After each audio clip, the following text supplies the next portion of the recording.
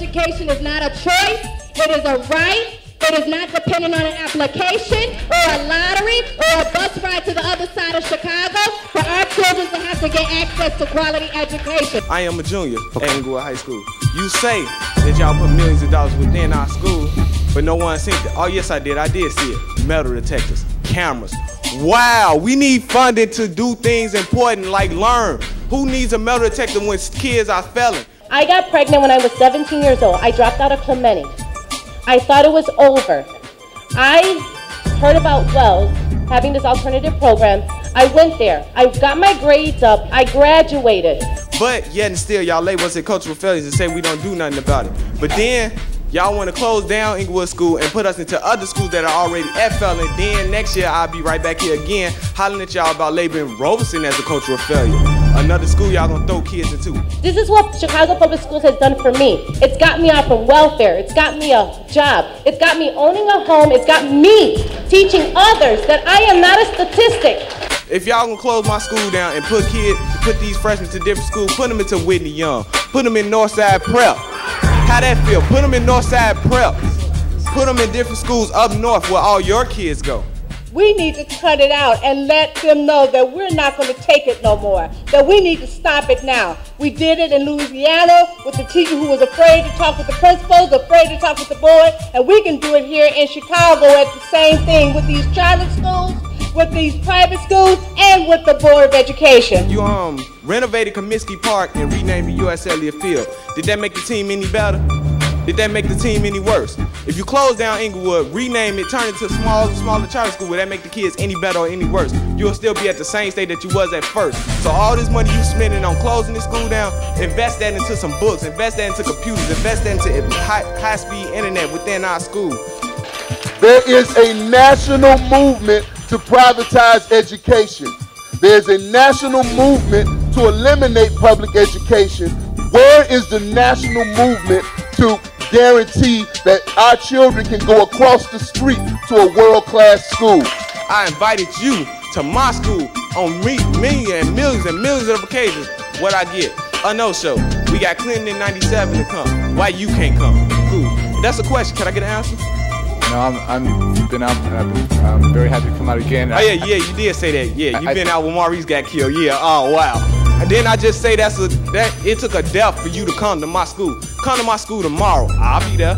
Come there the next day, I'll be there.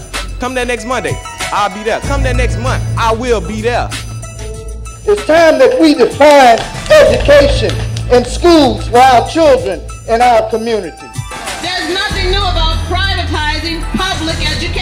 And there's nothing new about eliminating union jobs and union busting. Renaissance 2010 will dismantle us one school at a time.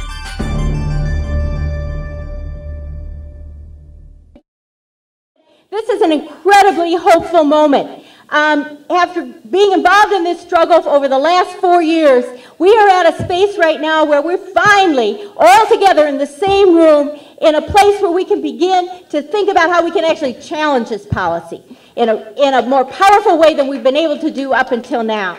So this is really exciting. My job is to put the Renaissance 2010 policy in a bigger context. And I'm going to start by saying that this is not really an education policy. It is, but it's about way more than that. It's a part of a whole agenda for the city.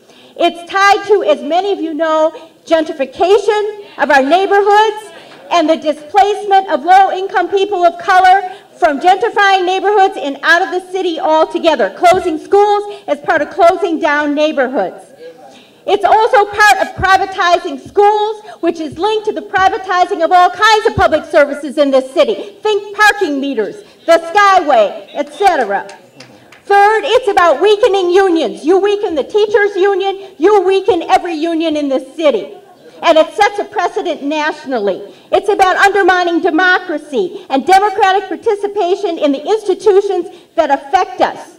And that means undermining local school councils. And instead, giving the most powerful corporate and financial forces in this city and globally greater power to shape the city and its institutions in their interests. including setting the agenda for a school district that is 92% students of color and 85% low income. And they do not represent that demographic. As most of you know, Renaissance 2010 was developed by the Commercial Club of Chicago, the most powerful financial and corporate interests in the city. These are transnational interests. And the Renaissance Schools Fund, set up by the Commercial Club of Chicago, is a key partner with CPS. They are making the decisions about which schools will be opened and how they will be evaluated. If you got this list, this is a list of the businesses, corporations, and foundations that fund Renaissance 2010. And I want to point out that a lot of these are corporations, businesses that claim to be family friendly. Walgreens, Sears, Walmart, McDonald's.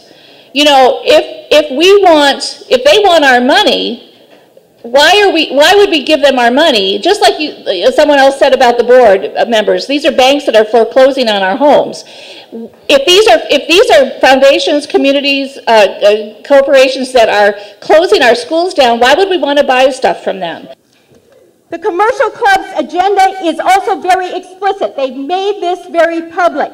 Charter schools, choice, and a compliant union that will relax the contract to further their agenda. They don't actually want to get rid of the union. That's what they said. What they want is to make the union basically be their handmaiden for their agenda. So they wanted the union to discipline teachers to their agenda, which is why the involvement of teachers and the teachers' unions is so critical in this. And they also want to eliminate local school councils so there is no disruption to their agenda. I have been involved with the Chicago Public Schools since my own children were first in school. So I was involved with the first LSCs. My husband was on the local school council at Murphy Elementary since 1988 when they were first formed. And I saw how wonderful an LSC can be when it's working properly. But over the years, what I've been noticing is that little by little, the power of the LSCs has been taken away. And the state has allowed the Board of Ed to take that power. They've given it up to the Board of Ed. The last thing I want to say is that CPS's rationale for closing schools, low enrollment, and low achievement is very problematic. Last year, the Data and Democracy Report, which I'm one of the authors of, looked at the under-enrollment figures and the failures. And what we found is that CPS's criteria for under-enrollment and their data are very problematic, and they are not based on actual criteria for quality education. So that's actually bogus. Secondly, when they talk about failing schools, we have heard in testimony after testimony over the last 4 years how schools were set up for failure through being under-resourced, getting lack of support, having other schools closed around them, being receiving schools for schools that were closed, and then those schools are now in the pipeline to be closed. One of the Chicago Board of Education's main claims is that Renaissance schools outperform traditional public schools. They have test scores to back that up. The premise is that if we give students then a choice, it will reward these high-performing Renaissance schools, and it will punish the quote-unquote failing schools that the rest of us happen to teach in or go to school at. I'd like to talk today in my brief time about a major problem that's becoming associated with that idea of school choice. Specifically, that the Board of Education then is pushing low-performing students out of these Renaissance or choice schools into their neighborhood schools. Our schools take all comers. We can't go and kick kids off the island, so to speak. Whereas the Renaissance schools counsel kids out, they push kids out in the middle of semesters or towards the end of a quarter or right after report cards. So that at Sun High School, we're seeing kids that have been steered out of local Renaissance schools, whether it's in, there's a 6 to 12 school where the kids will be counseled out of the school in the 9th grade to come to us because the kid is having attendance problems. Or we've seen students coming in the middle of the semester, say at the 11th or the 15th week out of a 19-week semester. Students who are involved in serious disciplinary procedures being pushed out while the cases are still pending. These kind of activities are a clear violation of CPS's own policies, which I don't have time to quote. but the policies are very clear. So for example, in the 16th week of school this year, 2 students tried to enroll at Senn High School from the Chicago Math and Science Academy Charter who had expulsion proceedings against them. I'm not the school's disciplinarian, but I hear that one of the students was involved in weapons charges, trying to bring a weapon into his charter school. While that was still pending, the school's counselors asked him to just go to our school. That is one, so it sets up a situation where the comparison now between our school and their school is an invalid comparison. If they get to counsel or push out all the students that aren't playing by the rules, that aren't succeeding, that aren't performing at a high level, and those students then become our responsibility and our charge, how is it fair to compare what we're doing as a school and a staff to what they're doing? It's a specious comparison. And when I raised this to Arnie Duncan in testimony at the December Board of Education meeting, Arnie Duncan said that he couldn't agree with me more. And that's a quote. And yet, if you listen to the press release that Arnie Duncan made as he was being nominated for the Secretary of Education for his promotion at Dodge Renaissance Academy, it is precisely this set of test scores that they stand on again and again. If you listen to what they say about Sherman Elementary, they say that Sherman is outperforming the traditional public school that used to be there, and yet they say that Dodge Renaissance Academy is outperforming the schools that it's replacing, and yet the truth of the matter is they're not comparing the same kids. They're kicking kids off the island. Hello, I'm Lynetta, a junior at Percy L. Julian High School. I'm a student like many that have been caught in the mishap of the board's renaissance. If I'm correct, that means change. So far, there hasn't been change, more of destruction, tearing down what it means to be a student and a teacher in the city of Chicago. Education was based on helping people and not making money. I'm going to talk about the board meetings we've been to. We've been to a meeting with the Office of New Schools, and like you've heard, they called us trash. In the recent meeting on October 19th, I was talking to Rufus Williams, and he got offended because I was telling him the truth. He told me to talk to him like an adult. So when I was trying to explain my part, he cut me off, and to me that's being rude. But all the news that circulate around my school is that I flipped them off, I was being rude to Rufus Williams. And like many have told me, when you tell the board something, that's being rude to them. And since then, we have gotten calls to our IT teachers at Julian saying, oh, your school is definitely on the list for being closed now since your student wants to come and tell us about something.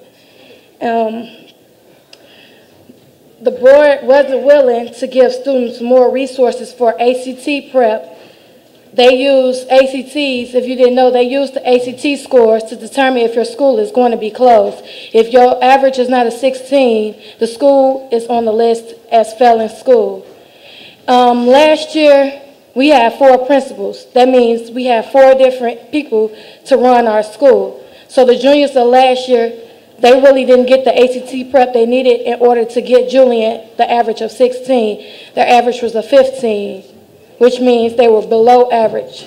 And they gave the board reason to believe that we were not a good school and standing with state goals.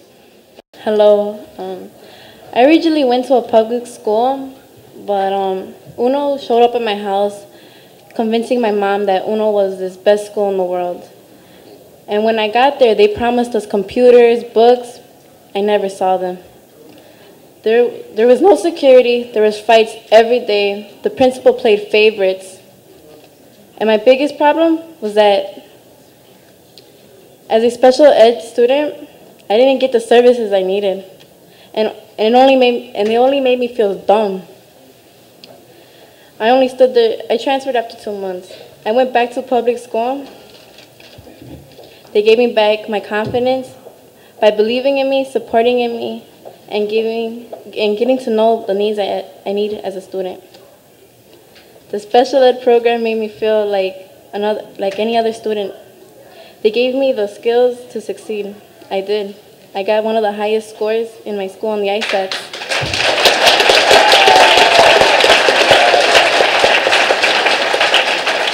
We need to put the money and effort back into public schools and stop Rent 10.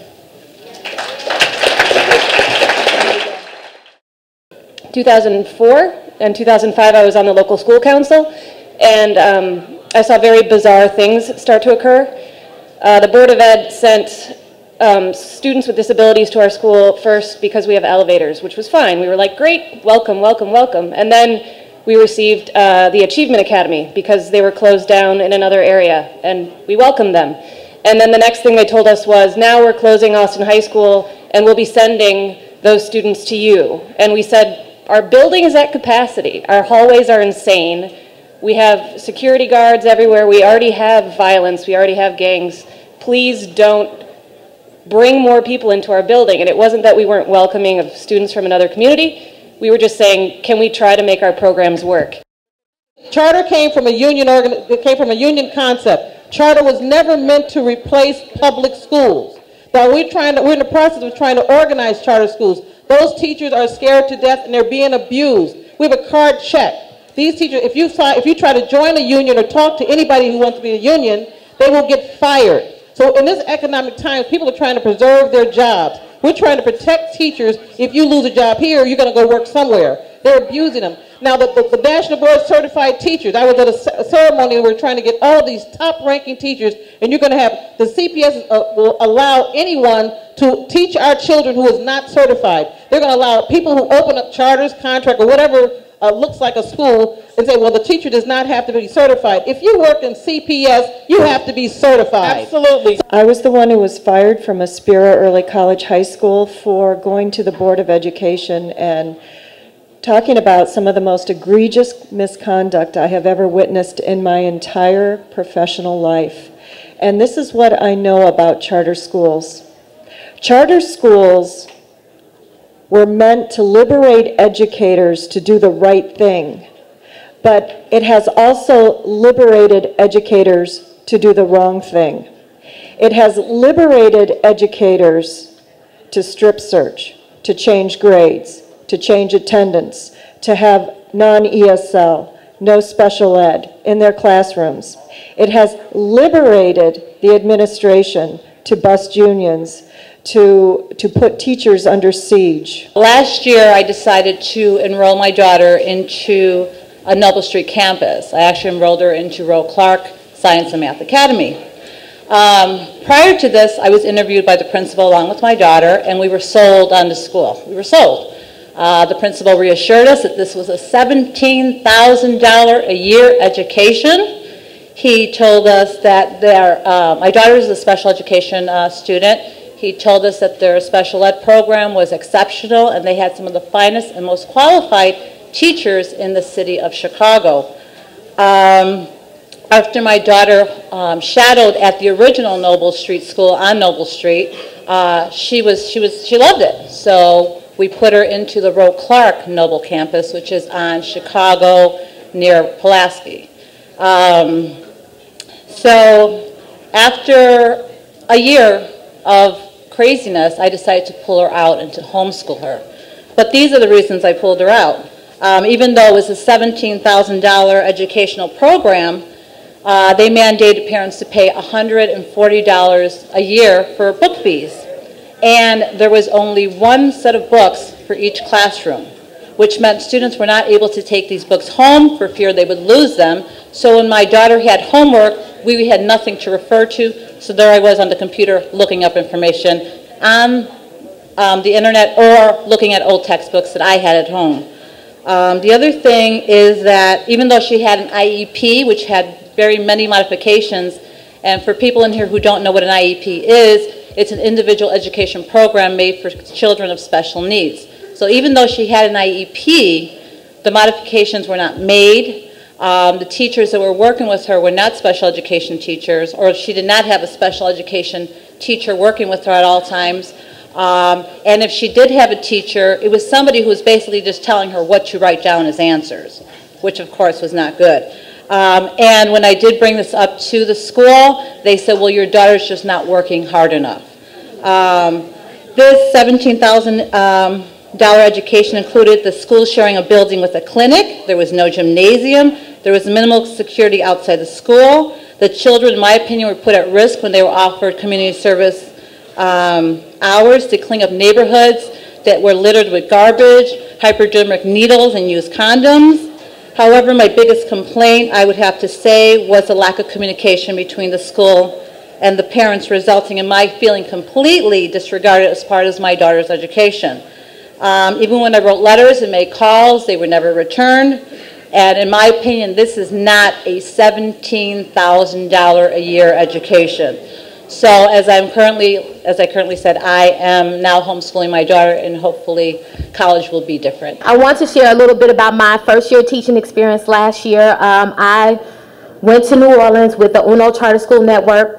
From Chicago, I traveled down to New Orleans with UNO with very high hopes. I didn't know a lot about charter schools, but I was optimistic and hopeful that I was joining an organization that was committed to educating all students, and the experience turned out to be a real nightmare. It's a nightmare on a lot of different levels because the administration was not held accountable by anyone, whereas in public schools, at least we have a union, we have the public who will speak out.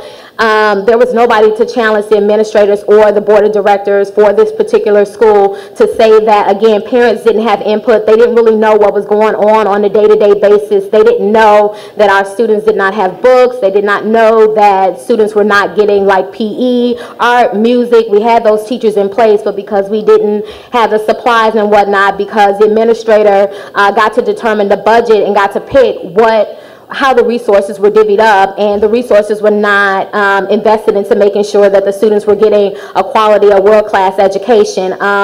Specifically, some of the problems that I saw were with students with special needs. I felt that the administration, they didn't support making sure that all students had a quality access to education, and what they did was kind of what he was talking about earlier about dumping students. Charters had the right to kind of decide who could be accepted into school and who could not be accepted into the school, and since they didn't have the needs to meet students with disabilities, they just turned them away, and that's illegal. And it seemed like nobody kind of that you went to was willing to take a stand or support you, because at charters you're hired and you can be fired at will. So if you speak up, you're running the risk of not having a job. So it's either do you stay with a group of people who are not meeting the needs of students, or do you keep your livelihood, which is your job, and just remain quiet. I decided not to remain quiet. I decided to leave the UNO Charter School.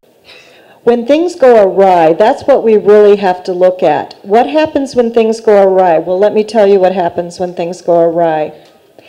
You try and speak truth to justice. You lose your job. There's a cover-up. Listen, if a school can do what they have done, strip search students, change grades, and people know about it, and they renew their charter contract, that is a huge warning signal. Okay, if they can keep this school afloat, then we know that this is all a sham.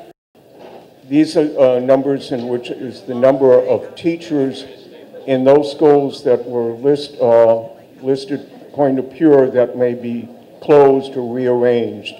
La Casa, 28. South Chicago Elementary, 13. Peabody, 15. Carpenter, 29.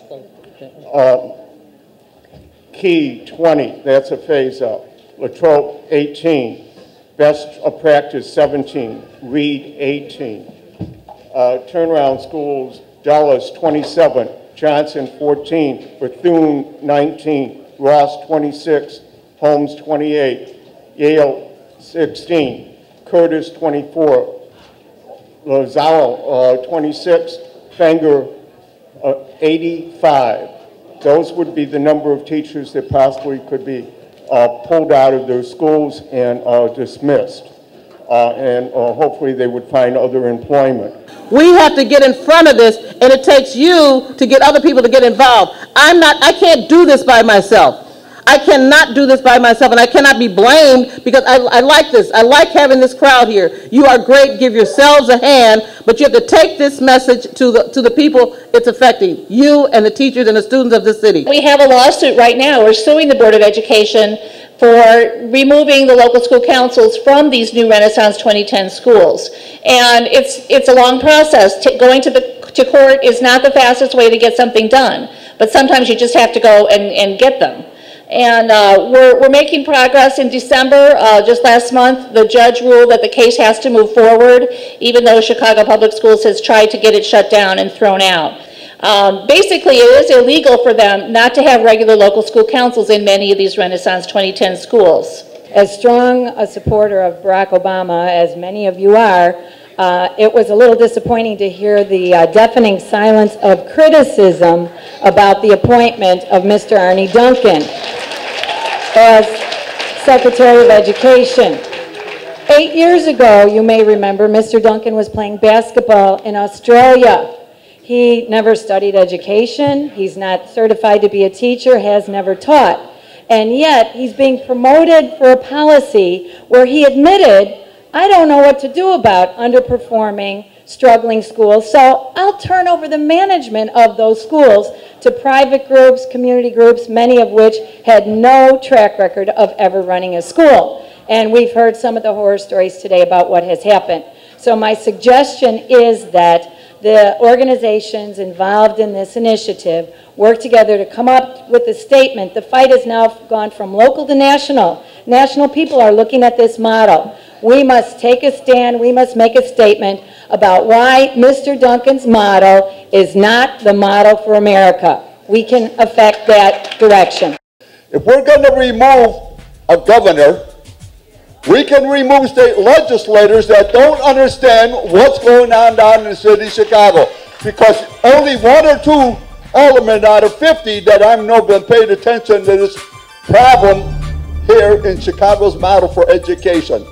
And the only way is to your vote and politics. So whatever's necessary. And I think we have to strategize. It's down in Springfield. And I think they'll be a lot more open-minded after this process of what they're going through with the governor, whichever way it goes. My issue are children in schools, and that's all. Thank you. So in conclusion, I want to say that this is a process that is marked at every stage by sham public hearings and disrespect for the knowledge and experience and wishes of students, teachers, families, and community members and administrators who don't just want to keep their schools open. That's the way they're spinning it. The folks in the communities, the students, teachers want to participate in improving schools in Chicago, and they want the support of CPS so that they can improve their schools.